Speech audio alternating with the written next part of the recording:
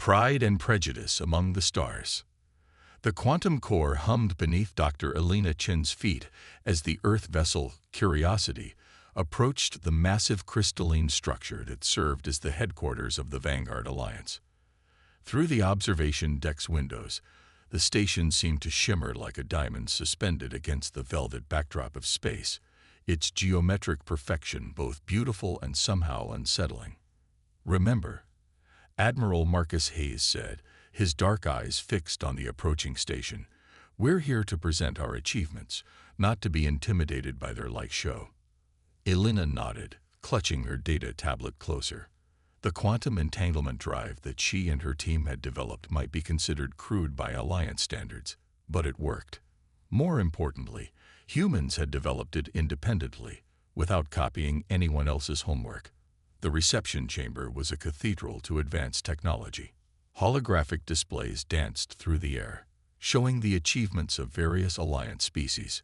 Representatives from a dozen alien races stood on floating platforms, their bodies ranging from crystalline structures to ethereal clouds of conscious gas. At the center, the Primarchs, the oldest species in the Alliance, watched with barely concealed disdain as the human delegation entered. "Welcome, young ones." The Primarch speaker's thoughts resonated directly in their minds. "We understand you wish to present your achievements." Elena stepped forward, activating her presentation. "The Earth Quantum Initiative has successfully developed independent faster-than-light travel using quantum entanglement principles." A ripple of something like laughter moved through the chamber. "Quantum entanglement." A crystalline being chimed. "We mastered that concept before your species learned to make tools." "Our approach is different," Elena persisted. "We found a way to." "Different?" The Primarch speaker interrupted. "There is no different. There is only correct and incorrect. We have spent millennia perfecting these technologies. Your primitive attempts at reinventing what we have already mastered are amusing." Admiral Hayes stepped forward, his voice steady but firm. "With respect, we believe innovation comes from different perspectives. Our methods may be unconventional, but unconventional." Another ripple of amusement. "Your species still relies on physical interface devices. You haven't even mastered basic thought transmission technology." Elena watched as the various Alliance representatives exchanged knowing looks, but something caught her attention. The younger species seemed almost desperate to join in the mockery, as if proving their own superiority by pointing out human failings. The presentation continued. Each human achievement met with increasingly condescending dismissal. But Elena noticed something else. When questioned about their own technological development, none of the Alliance species spoke of innovation. They spoke only of mastering technologies that the Primarchs had already developed. As they returned to the Curiosity, Admiral Hayes was silent until they reached the secure conference room. "Did you notice?" he asked finally. Elena nodded. "They don't innovate. They only perfect what's already known. It's like they're curators of technology, not creators." "Exactly," Hayes smiled grimly. "And they've just shown us their greatest weakness. They can't imagine that there might be different ways to solve the same problem. What do you suggest? We give them exactly what they expect." Hayes turned to the comm system. "Let them think we're retreating in shame. Meanwhile, we'll do what humans do best. We'll find another way." As the Curiosity departed, the Alliance representatives congratulated themselves on putting the primitive humans in their place. None of them noticed that Elena had left behind several small quantum sensors, devices that would reveal just how stagnant their perfect technology had become. The real work was about to begin. The silent revolution. 6 months after the humiliating presentation at the Alliance headquarters, the Horizon Research Complex on Mars was buzzing with activity. Deep beneath the red planet's surface, in chambers shielded from both radiation and prying eyes, humanity was quietly rewriting the rules of physics. Dr. Elena Chen stood before a holographic display that filled an entire wall of the underground laboratory. Data streams flickered across its surface, showing real-time calculations from what her team had dubbed the possibility engine. Unlike the Alliance's rigid quantum computers, this system explored multiple theoretical frameworks simultaneously, testing the boundaries of what their alien counterparts had dismissed as impossible. They said we couldn't manipulate quantum fields without their stabilization crystals, Elena muttered, making another adjustment to the simulation. So we found something better. Behind her, Admiral Hayes watched as the latest test results appeared. How close are we? We've achieved stable quantum field manipulation using biological processors, Elena replied, her eyes never leaving the display. Living cells linked in quantum networks. The Alliance never considered it because biological systems are too imperfect for their standards. But that imperfection is exactly what makes it work. The Admiral nodded slowly. They're so focused on perfection that they can't see the advantages of adaptation. Throughout the solar system, similar breakthroughs were happening in secret facilities.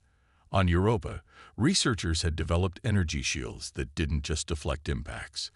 They absorbed and redirected the energy.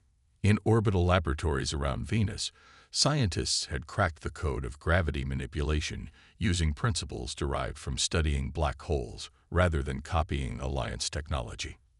But perhaps most importantly, humans had learned to hide their advances. Every facility was shielded by what they called perception filters, technology that made their activities appear mundane to Alliance sensors. When Alliance observers passed through the solar system, they saw exactly what they expected: a primitive species struggling with basic space travel. Latest report from our deep cover agents, Hayes said, passing Elena a secure tablet. The Alliance is starting to notice some irregularities. Elena scanned the report, a slight smile playing at her lips. The quantum sensors she'd left behind were paying dividends. Alliance technology, for all its perfection, was stagnant. They hadn't made a truly new breakthrough in centuries. Instead, they simply refined the same technologies over and over, making them marginally more efficient, but never questioning the underlying principles. They're also having problems we didn't anticipate, Hayes continued. Some of their quantum networks are experiencing unprecedented fluctuations. Their perfect systems can't adapt to changing conditions. Because they never needed to, Elena replied. They built their technology to be perfect under specific conditions, but the universe isn't static. Our primitive systems are actually more advanced because they can evolve. A junior researcher burst into the lab, excitement evident on his face. Dr. Chen, the biological quantum network. It's not just processing information. It's learning. Elena rushed to his station. Hayes closed behind. The display showed something unprecedented. The biological processors weren't just executing their programmed functions. They were finding new ways to solve problems, combining quantum principles in ways the Alliance had never imagined. This is it, Elena breathed. This is how we leap ahead. Not by copying their path to perfection, but by embracing imperfection and evolution. Hayes studied the data, his military mind already seeing the implications. How long until we can implement this on a larger scale? 3 months, maybe 4. But Admiral, Elena turned to face him. We need to be careful. The Alliance's mockery has given us an advantage. They're not watching us closely because they don't believe we're capable of real innovation. The moment we reveal what we've achieved, they'll see us as a threat, Hayes finished. But they'll also have to face an uncomfortable truth. While they were laughing at our primitive attempts to copy their technology, we were actually surpassing it. As if to emphasize her point, the biological quantum network pulsed with new activity, solving complex problems in ways that would have been impossible using Alliance methods. In orbital shipyards disguised as maintenance facilities, vessels were being constructed with integrated biological processors. On distant moons, research stations that appeared dormant to Alliance observers were developing weapons that didn't just destroy. They adapted. Humanity wasn't just catching up to the Alliance. They were charting a completely different course, one that would soon shake the foundations of galactic society. Breaking point. The crisis began with a quantum storm. a massive disturbance in subspace that the Alliance had never encountered in their millennia of space travel. Their perfect systems, designed for stability rather than adaptability, began failing across multiple sectors. In the Vanguard Alliance's central chamber, panic was setting in. The Primarch speaker's crystalline form flickered with distress as reports flooded in from across Alliance space. Trade routes were disrupted, communications networks collapsed, and their supposedly infallible quantum grid was unraveling. Impossible. The speaker's thoughts resonated through the chamber. Our systems are perfect. They cannot fail. But they were failing.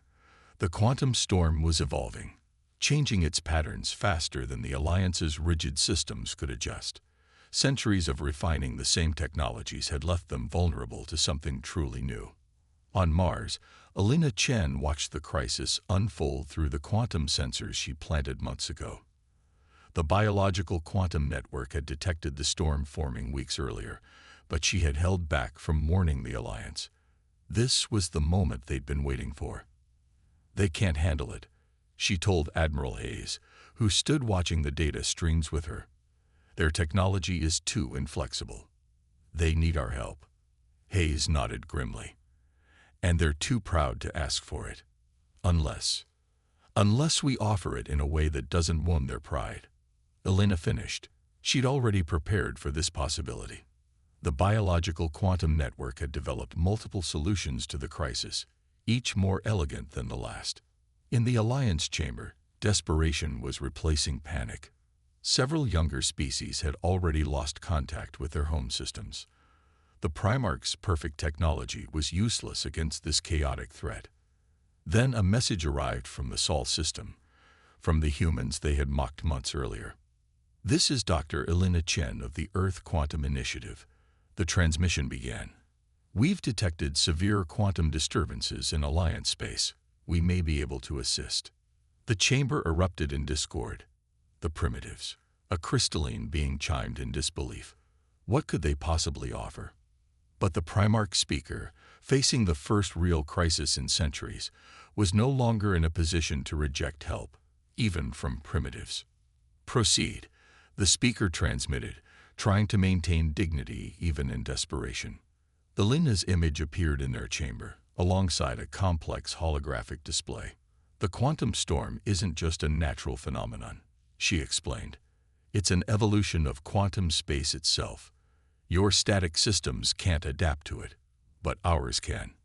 She transmitted specifications for a modified quantum field generator, one based on biological processors. "Our technology isn't perfect," she continued, "but it learns.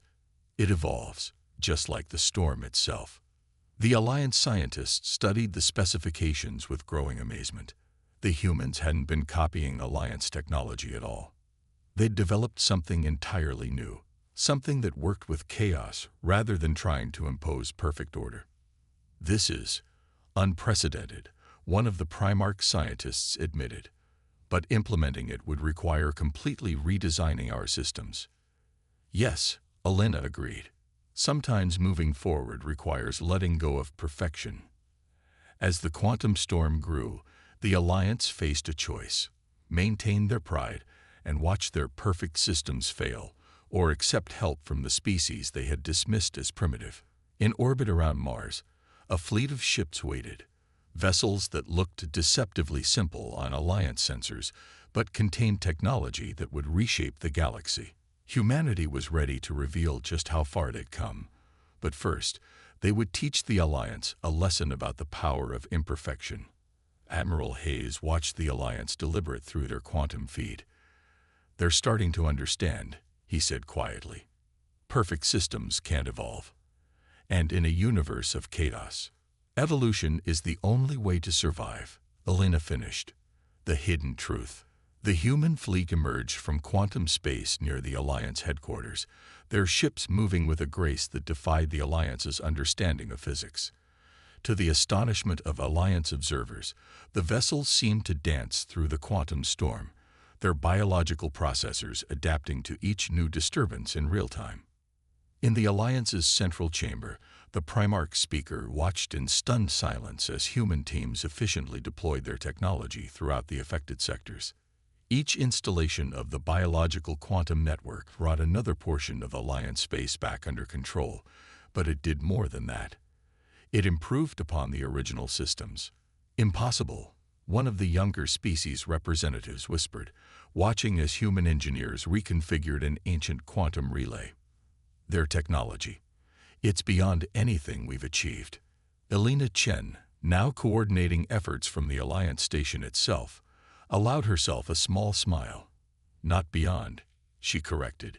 "Just different. We took a different path." The evidence was undeniable. While the Alliance had spent centuries perfecting their existing technology, humanity had been developing entirely new approaches. The biological quantum processors weren't just managing the crisis. They were learning from it, evolving their responses, becoming more efficient with each passing moment. Admiral Hayes stood on the bridge of the flagship Evolution, watching the deployment through quantum-enhanced displays. "They're beginning to understand," he commented to his executive officer.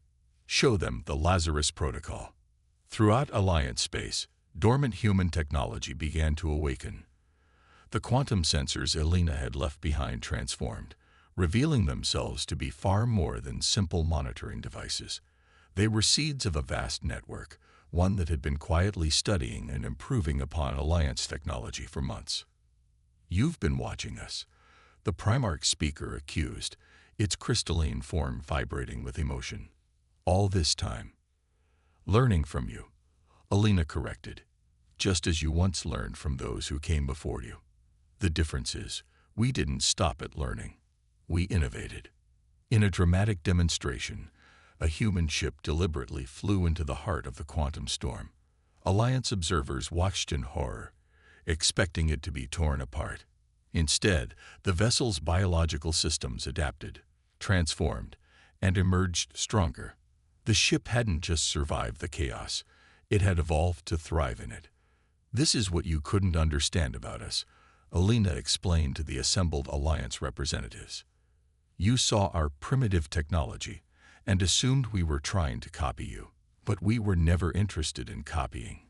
We wanted to create something new." The revelation sparked a fundamental shift in the Alliance's understanding. Their perfect, unchanging systems suddenly seemed obsolete compared to humanity's adaptive technology. The younger species, in particular, began to show intense interest in human methods. "Your technology," a crystalline being approached Elena cautiously. "It doesn't require centuries of refinement." "No," Elena replied. "It requires something else. The willingness to embrace imperfection, to learn from failure, to evolve." Admiral Hayes received a priority communication from Earth. The quantum storm was having an unexpected effect on human technology. It was accelerating the evolution of their biological processors. Their ships weren't just adapting to the crisis. They were becoming something entirely new. "Dr. Chen," he called across the quantum link, "I think it's time to show them everything." Elena nodded, turning to face the Alliance chamber. "What you've seen is only the beginning," she announced. "We're not here to replace your technology or to prove our superiority. We're here to offer something you lost long ago. The chance to innovate again." The chamber fell silent as Elena activated her final presentation. The holographic display showed not perfected technology, but endless possibility. The true power of human ingenuity unleashed. Evolution's children. 1 year after the quantum storm crisis, the galactic landscape had changed beyond recognition. The massive crystalline structure of Alliance headquarters now pulsed with new life, biological quantum processors seamlessly integrated with ancient systems. But the physical changes paled in comparison to the cultural transformation taking place within. Elena Chen stood in what had once been the Chamber of Mockery, now transformed into the Galactic Innovation Center. Around her, representatives from both Alliance species and Earth collaborated on new projects, their differences becoming their greatest strength. The quantum storm wasn't a crisis, Elena explained to a group of young aliens from various species. It was evolution on a cosmic scale. The universe itself was pushing us to adapt. The Primarch speaker, whose crystalline form now incorporated elements of biological processing, approached the group. We had forgotten something fundamental, it admitted, its thought patterns humbler than before. Perfect systems cannot grow. It is in imperfection that we find the seeds of advancement. Admiral Hayes, watching from a distance, smiled at the change. The Alliance's younger species had embraced human methods with particular enthusiasm, their own innovations already beginning to emerge. Some had even begun developing biological processors uniquely suited to their own physiologies. "We're receiving the reports from the frontier," his aide reported. "The biological networks are expanding faster than we predicted. They're not just adapting to new phenomena, they're anticipating them." The implications were staggering. Humanity's primitive approach had unlocked potential that the Alliance's pursuit of perfection had suppressed for millennia. Ships now navigated quantum space with intuitive grace, their living processors evolving solutions to problems before they fully emerge. But perhaps more importantly, the alliance between humans and aliens had evolved into something neither side had anticipated. The humans' creativity combined with Alliance experience was yielding breakthroughs that would have been impossible for either civilization alone. "We were both wrong," Elena told the Primarch speaker as they watched a demonstration of the latest hybrid technology. "You thought perfection was the goal, and we thought we had to prove ourselves superior. But the real achievement was learning to grow together." The speaker's form rippled in agreement. "Your species taught us something we had forgotten. The universe is not a problem to be solved, but a mystery to be explored." In orbit above them, a new class of ships prepared for their maiden voyage. They were neither human nor Alliance in design, but something entirely new, vessels that could think, adapt, and evolve. Their mission was to explore the furthest reaches of space, not to conquer or perfect, but to learn and grow. Admiral Hayes joined Elena on the observation deck as they watched the ships depart. "Did you ever imagine it would end like this?" he asked, "when they were mocking us that first day." Elena shook her head. "I thought we would prove them wrong about us. I never expected we would help them prove themselves wrong about everything." The quantum storm had dissipated months ago, but its effects continued to ripple through galactic civilization. The Alliance's rigid hierarchy had given way to a more dynamic organization, one that valued innovation over tradition. Younger species were encouraged to experiment, to fail, to learn, and to grow. And humanity. They had gained something too. Access to the Alliance's vast knowledge base, combined with their own innovative spirit, had opened up possibilities they had never imagined. But more than that, they had found their place in the galaxy, not as conquerors or revolutionaries, but as catalysts for change. "The universe is evolving," Elena said, watching the new ships disappear into quantum space. "And now, finally, we're evolving with it." As if in response, the biological processors throughout the station pulsed with new energy, their quantum fields resonating with possibilities yet unexplored. The age of perfect, unchanging technology was over. The era of endless evolution had begun. And somewhere in the vast expanse of space, the next quantum storm was brewing, not as a threat, but as an opportunity for further growth. Humanity and the Alliance, together, were ready to embrace whatever changes it might bring. The end.